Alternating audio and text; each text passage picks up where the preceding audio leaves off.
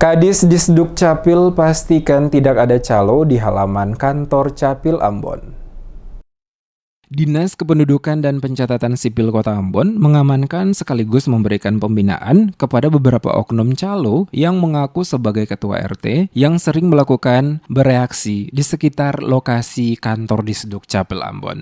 Hal tersebut dibenarkan oleh Kepala Disduk Capil Kota Ambon, Marcella Haurisa, saat diwawancarai sejumlah wartawan di Balai Kota Ambon pada hari Senin. Dirinya mengatakan, memang benar ada beberapa orang oknum calo warga masyarakat yang mengaku sebagai RT bereaksi di lingkungan kantor catatan sipil yang pernah diamankan dan diberi pembinaan langsung oleh dirinya. Dan saat ini tidak lagi bereaksi untuk mencari calon pembuat surat-surat. Dikatakannya, banyak calo yang bereaksi di sekitar kantor catatan sipil Kota Ambon telah diamankan dan tidak bereaksi kembali. Akan tetapi, jika masih ada saja warga yang tertipu oleh para calo yang meminta sejumlah uang untuk mengurus surat-surat, maka hal tersebut di luar kantor Capil dan bukan hak dan tanggung jawab petugas dari catatan sipil untuk menegur karena bukan kewenangan mereka. Ditanya soal adanya informasi yang beredar tentang adanya oknum pegawai Disduk Capil yang menjadi calo pada kantor tersebut, Haurisa membantah hal tersebut dan mengatakan dengan tegas tidak ada pegawai dinas yang menjadi calo.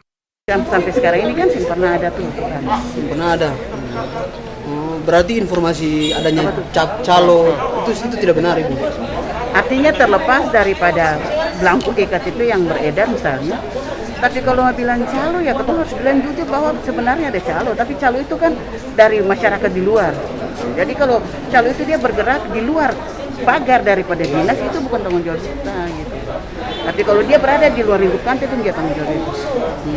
Tapi untuk calo di dinas sama sekali tidak ada. Apa sih? Calo di iktp di dinas sama sekali tidak ada. Yang jelas betul pegawai yang ada yang jadi calo.